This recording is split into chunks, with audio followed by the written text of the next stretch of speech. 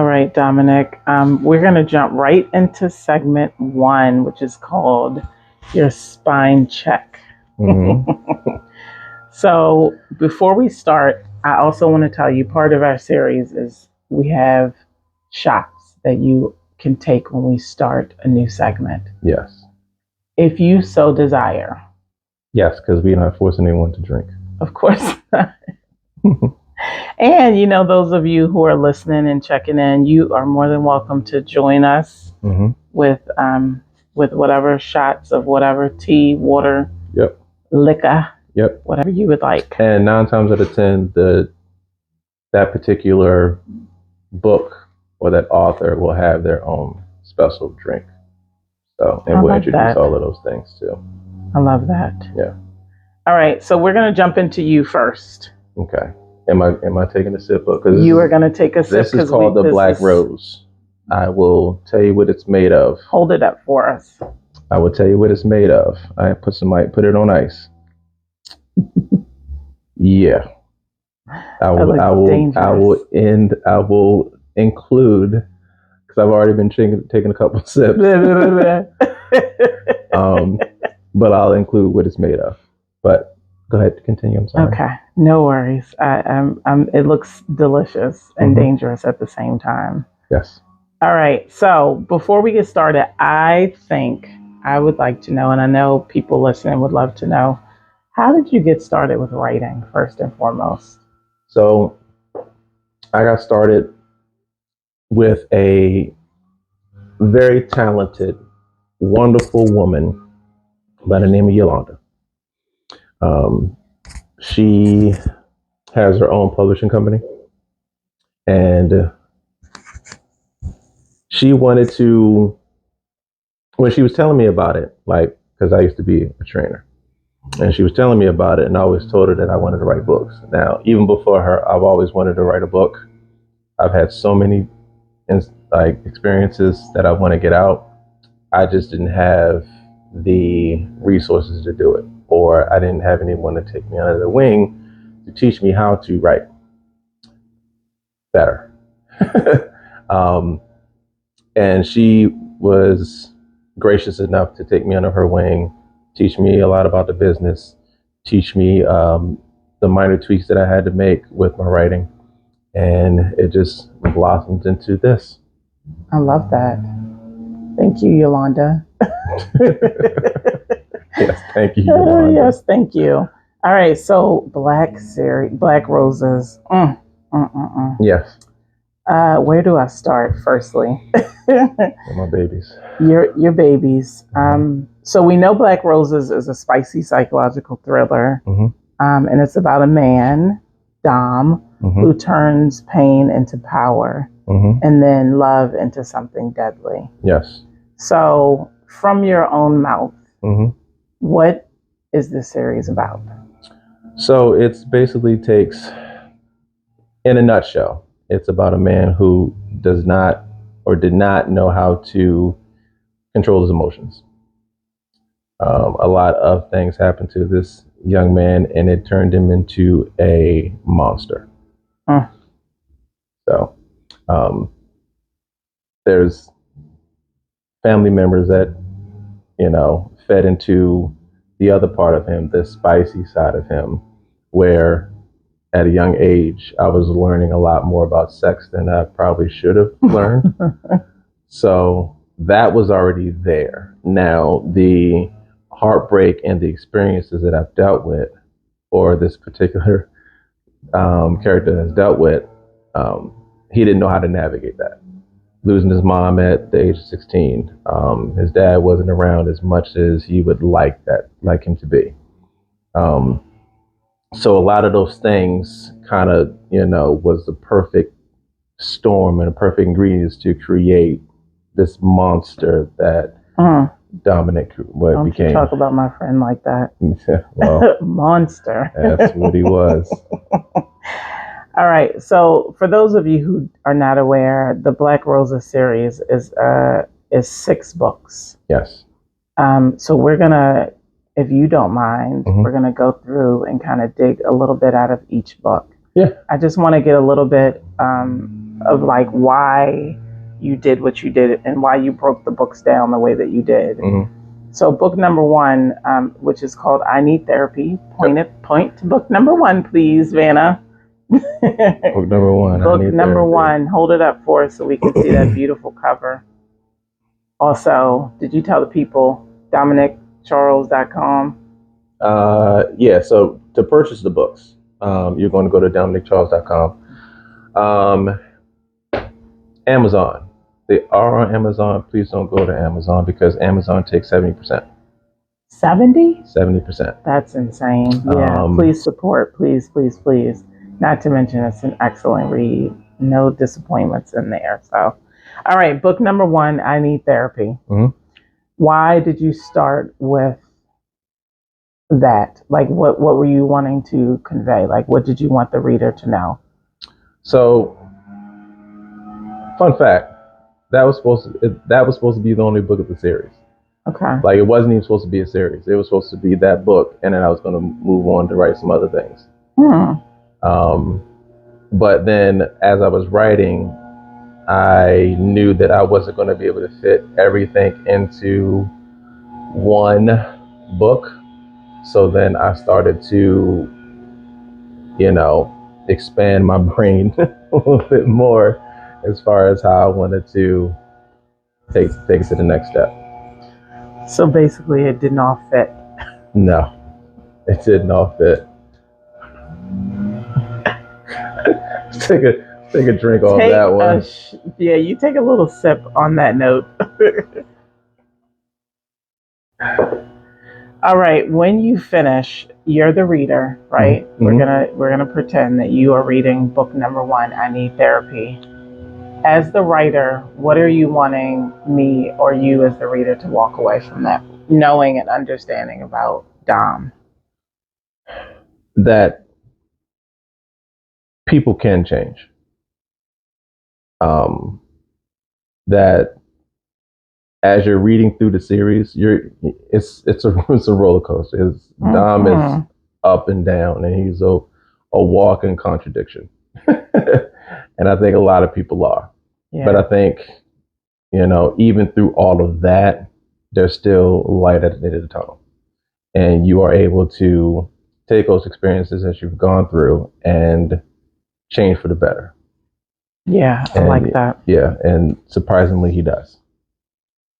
Thank you. I like that. Kind of, sort of, but not really. Sort of, but I don't even know if you can really spoil. It's so many twists and turns yeah. Purposely done. I'm a huge psychological thriller person, so that was my thing. I've always wanted to be a part of creating something where you cannot guess the ending of it. Yeah. Well, you definitely did it on that series because, there's absolutely no guessing of anything. All right. So book number two. Mm-hmm. All right. Book number two is Origin. Yep. We would love to see the front of it. Oh, I'm sorry. It's okay. My apologies. There you go. That is book number two, Origin. And this one you kind of, and I'm not going to fully give all the information, but you kind of dig into why he is like he is. Yeah. Where did it all come from? So tell us a little bit about why you decided to because there was a lot of information in book two. Yeah. You got to read book two. Yeah. So book two breaks him all the way down to him at his core. So again, I really dug into the death of my mom. The mental part of losing someone so important. Mm-hmm.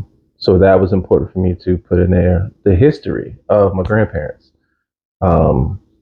losing my grandfather, losing my grandmother, and everything, step by step on how I became how Dominic became who he was in this story. I keep saying me because a lot of these experiences I had to pull from something. So I pull for a lot of, my life experiences. So it's easier for me to explain it that way.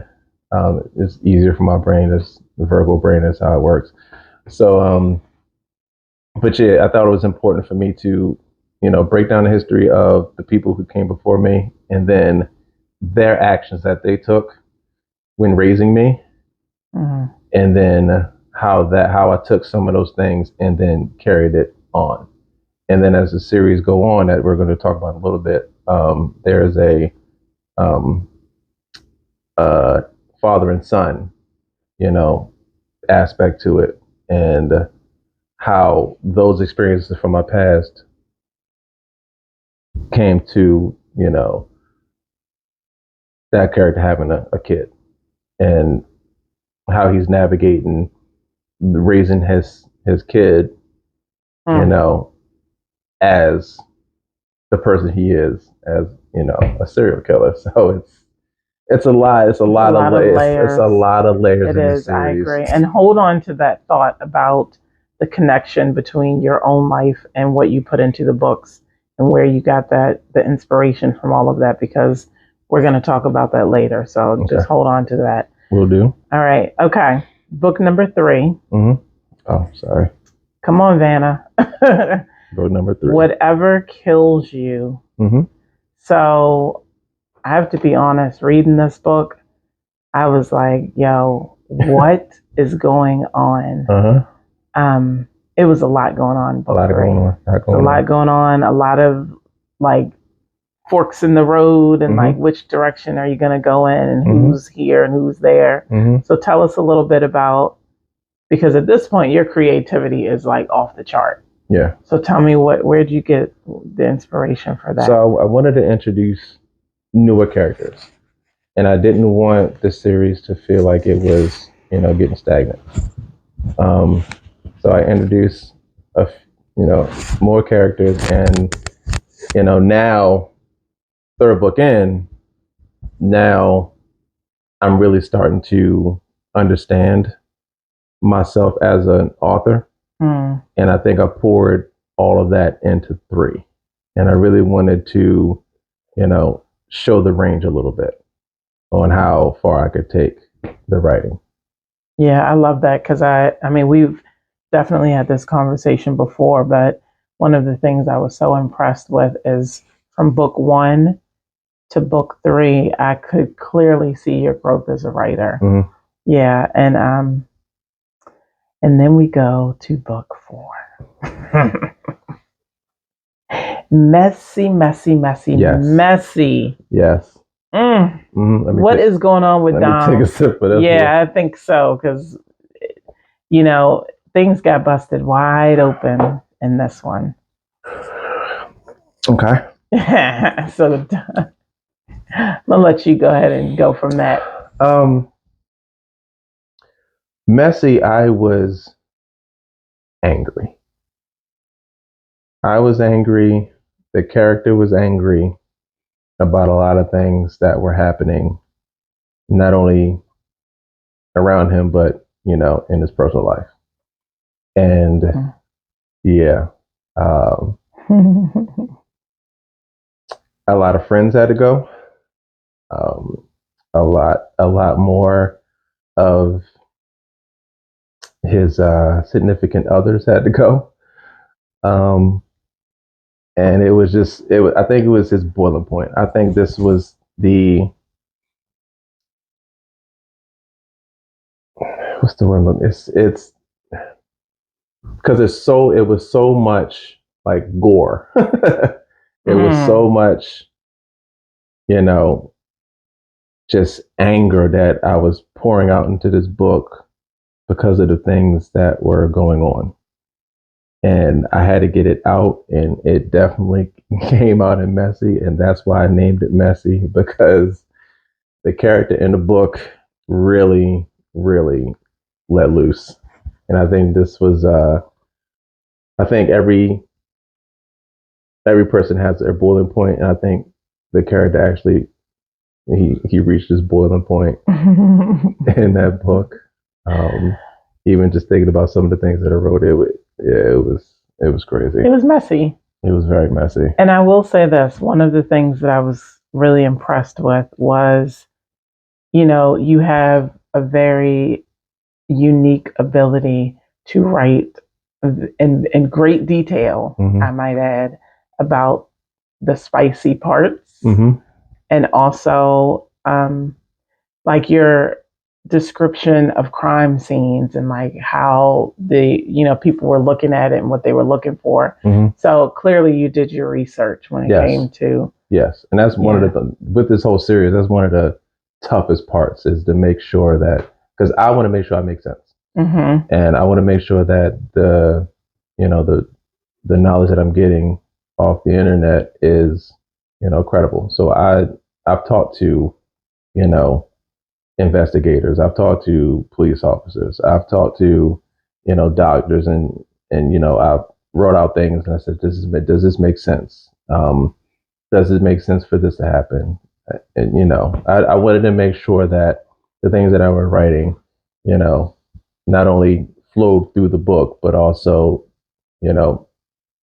was truthful in a sense, or believable, because I wanted to show that aspect of my writing. Yeah, and that's really the mark of an excellent author, because it's not just spilling words on the paper. Like, you actually have to be credible and for people to understand, because what if someone in that field reads your books? Like, no, that doesn't make sense. Exactly. Yeah. Now with the spicy part of it, those were experiences. We have not gotten to that yet, sir. You just take your little sip on that note, because we're gonna dig into the spice, don't you? I was making sure I was covering all bases. Let me, on that note, let's jump into book 5. Dom's Deadly Dolls. Dom's Deadly Dolls. There we go. Yeah. Notes are getting thicker, thick right? A thick one. Yeah. Getting thicker and thicker. Listen. Yeah. No comment. That was a so this is when you start to introduce clearly the name says Dom's Deadly Dolls. Yes. So you are beginning to introduce some people into the book that Dom has kind of like a little following. Yeah. So how did you decide to put that part into the series? A couple things. I wanted to not necessarily expose, but kind of analyze the psyche of some of the people that we have in this world. And I was reminded that I can't remember the guy's name, but the light-skinned guy that was in jail had the light eyes, and then when he went viral, all the women wanted him. Oh, I know who you're talking about. And he was in jail and things like that. Very handsome guy with tattoos. Yeah. And we got Manson, how Manson was able to, manipulate the minds of some of his followers to get him to, commit crime. So I think a lot of people, fantasize about being a serial killer. And wait, what? Yeah. Some people fantasize about doing it. Yeah. But I wanted to explore that because I thought that was interesting. I think it's interesting that people would, risk their freedom to do some of the things that are, to be frank, like, heinous, like to actually like go through with killing somebody. I thought that was like, mind blowing to me, but it's also real because there's people out there who are willing to do that. Yeah. And I wanted Dominic to have his own set of people that he has influenced. Yes. On that particular level. The ladies. The ladies. And I do like women in power. Yeah. Like, I'm attracted to a powerful woman. I love for women to, take the lead, and some things I want to see, more and more women in power. So yeah, I love, women to be able to express themselves and not, demasculate a man or feel like they're too masculine. So I also wanted to add that into the series too. I love that. You did a great job of kind of weaving that in. Yeah. And then we come to book 6. Book 6. Yeah. Book 6. Forever. Yeah. And this is the big finale. Yes. And this was when I was personally questioning what was going on with me in these books, because I was like, I'm feeling sorry for the villain. So tell us a little bit about why you decided to end the series without giving away too much the way that you did. I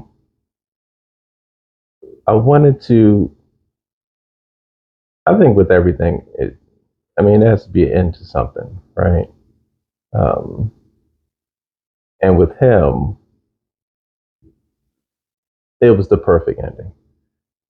He found love, and I wanted the reader to see how vulnerable and how tired he was at the end of this. Like, he's done a lot, and I think everybody comes to a point where you just get tired and just say, I just want peace, and I just want to just be with, this one person that I love and spend the rest of my life with. And he found it, and I wanted that to, I wanted that particular ending for him.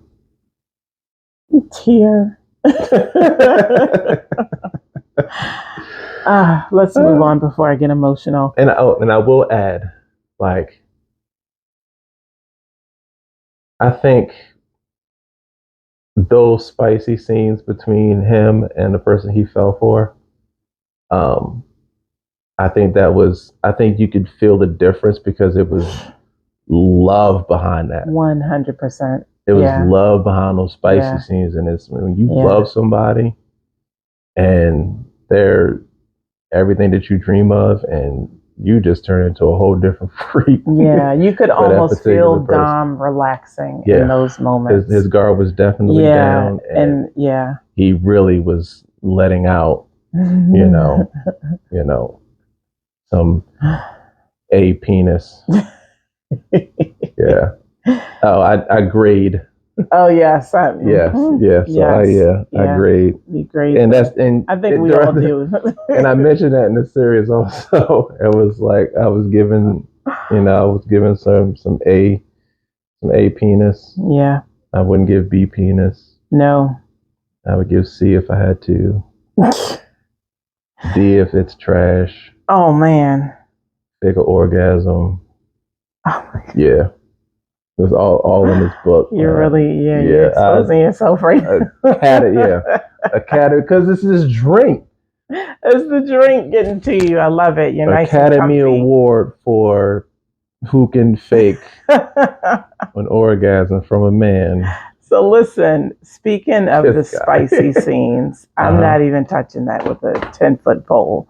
But speaking of the spicy scenes, a lot of what your series deals with is this thin line between like trust and lust, really. Like a lot of like steamy, sexy, like what was your reasoning for putting those two concepts in your book so heavy? Like what was your reason behind that? The love and, you said trust? Like a trust and like the sex part. I think those go hand in hand to a certain extent. I mean, when the blood starts flowing in different spots, you make those questionable decisions, but at the same time, there has to be some level of trust in order for you to get to that point, right? Absolutely. So I think it was important for me to expose those truths. Yeah. Dom definitely was kind of on both sides of that. Mm-hmm. So speaking of Dom, like what part of him scares you, or even what part of you do you see in him that scares you and it feels very real? Like what part of that? how vulnerable he was, especially like I said, especially towards the end. And being vulnerable leaves yourself open to being taken advantage of. That's scary, especially for somebody who, me personally, has trust issues. So for me to really trust you enough to tell you certain things, that's huge for me, and I wanted to express that in the series. I love that. Now, this next question. You know, I'm going to guess that, you definitely had moments when you were writing this that you were like, damn, I came up with that. So were there any moments where you felt like I need to rein myself in a little bit? I'm going a little bit too far. I think the first three books, I was with some of the things that I was saying, it was crazy. And that's why I, wanted to spread it out between all 6 books, because I was getting out of control. There's things that I was writing about that I shouldn't have been writing about, and I had to hit the delete button. I can't put that in there. There are certain things that I wrote about, experiences that I wrote about that it was too much. Maybe down the line when I really, really don't care. But right now, I just, press the brakes. Yeah. You didn't press too, you were lightly pressing the brakes there, because what you have in those books is... I did a rolling stop. Yeah, exactly. I did a rolling stop, yeah. All right, we are going to end this segment, and we're going to step into another one. So why don't you go ahead and take a little sip of your drinky drink before we go into the next one. All right.